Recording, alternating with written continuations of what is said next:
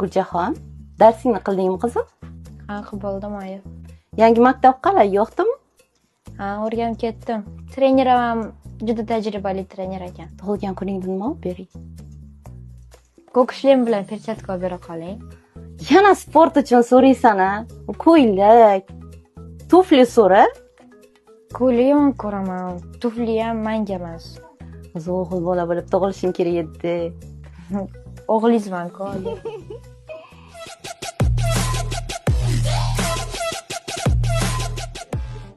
Mansur, uy vazifangni qildingmi?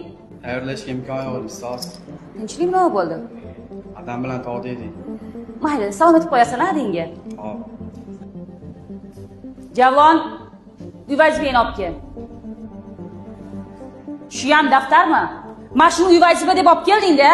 Bu bilanchi faqat bitta joyga kirish mumkin. Na jildi bor, na yozuv va ahvolini qaralaring. Yo'qotma buni. 2.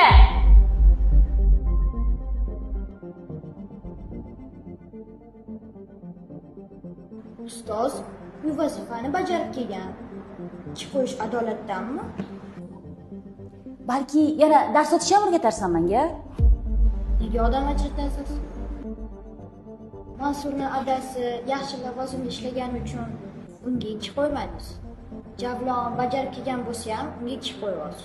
Tekshirmadingiz ham. Aybi otasi yo'qligidan. Sanchi, oilada bittaman deb taltayib ketibsan-a? Onang bilan alohida gaplashishing kerak ekan hali sani. Nimaga bezrayib qarab turibsan? Bor chiqib ket sinfdan. O'qituvchi yoqmasga nimaga o'tiribsan bu yoqda? Keyingi darsga onangsiz kirmagin, tushundingmi?